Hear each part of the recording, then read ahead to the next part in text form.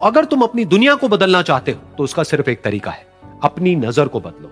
ये दुनिया तुम्हें वैसी नहीं दिखती है जैसी कि ये दुनिया है। ये दुनिया तुम्हें वैसी दिखती है जैसे तुम खुद हो।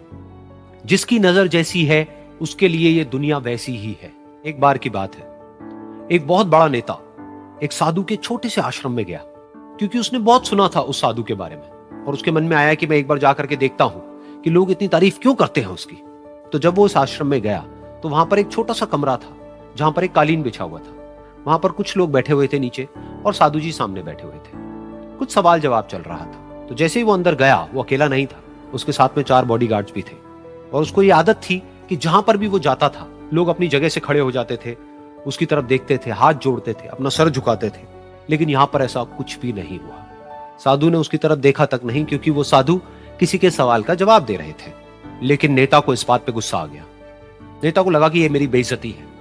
तो उस नेता ने साधु की बात को बीच में ही काटते हुए थोड़ा गुस्से से कहा, मैं आपसे कुछ कहना चाहता हूं। साधु ने उसकी तरफ देखा और बोले, आप थोड़ी देर रुकिए, पहले मैं इनके सवाल का जवाब दे लूं, उसके बाद में मैं आपसे बात करूंगा। तब तक अगर आप चाहें तो आप बैठ सकते हैं। बस साधु का इतना कहने की देर थी। नेता का चेहरा गुस्से से लाल हो गया और फिर उसने अपना सारा गुस्सा उस साधु के ऊपर निकाल दिया। अभी तक वो नेता बहुत ही तमीज से बात कर रहा था, यानी कि आप कह करके बात कर रहा था। अब वो तू तड़ाक पे उतर आया। नेता ने उस साधु को कहा, तुझे पता भी है मैं कौन हूं और तू किससे बात कर रहा है?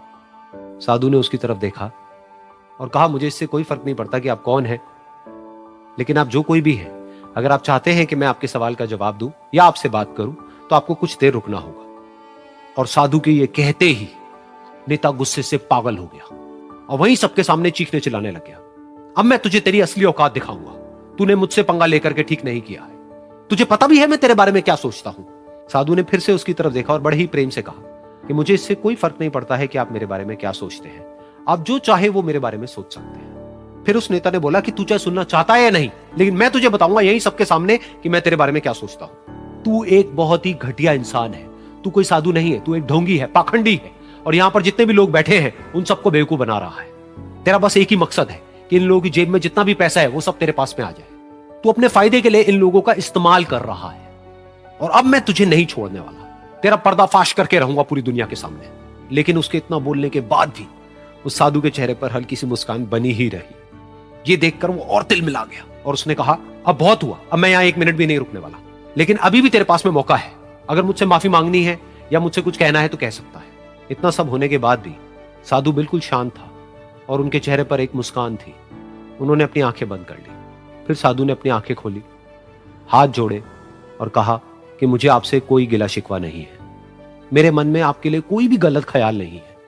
जो भी आपने मेरे बारे में कहा वो आपकी अपनी सोच थी, तो मुझे आप में कोई भी बुराई नजर नहीं आती है। मुझे आप एक बहुत ही भले इंसान लगते हैं।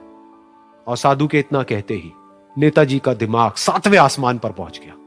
उनके चेहरे पर एक अजीब सी खुशी थी, क्योंकि उस साधु ने वो ही कहा जो बाकी सब लोग उस नेता को कहते हैं। और वो खुशी खुशी उस आश्रम से अपने घर की तरफ चला गया और जा करके अपने पिताजी के साथ में बैठ गया। उसके पिताजी की आंखें बंद थी और वो ध्यान में थे। पूरी जिंदगी उन्होंने सिर्फ लोगों की सेवा करी और बदले में कुछ भी एक्सपेक्ट नहीं किया। तो थोड़ी देर बाद जब उन्होंने अपनी आंखें खोली और देखा अपने बेटे को अपने साथ बैठे हुए, तो उनके बेटे के चेहरे पर आज एक अजीब सी खुशी थी जो आज से पहले उन्होंने कभी नहीं देखी थी। फिर उसने एक एक करके सब कुछ बताया कि आज क्या हुआ, किस तरह से वो आश्रम गया, वहां पर क्या हुआ, उसने क्या कहा, उन्होंने क्या कहा। तो जब इसके पिताजी ने पूरी बात सुनी तो थोड़ा सा मुस्कुराए और अपने बेटे को देख करके बोले कि उन्होंने तुम्हारी तारीफ नहीं करी है, क्योंकि उन्होंने वो नहीं कहा कि जो तुम हो, उन्होंने वो कहा कि जो वो खुद है। और तुमने जो भी कुछ उनको कहा वो नहीं कहा कि जो वो है, बल्कि तुमने वो कहा जो तुम खुद हो। यही बात वेदों में भी कही गई है, यथा दृष्टि तथा सृष्टि। ये दुनिया तुम्हें वैसी नहीं दिखती है जैसी कि ये दुनिया है। ये दुनिया तुम्हें वैसी दिखती है जैसे तुम खुद हो। जिसकी नजर जैसी है उसके लिए ये दुनिया वैसी ही है। तो अगर तुम अपनी दुनिया को बदलना चाहते हो तो उसका सिर्फ एक तरीका है, अपनी नजर को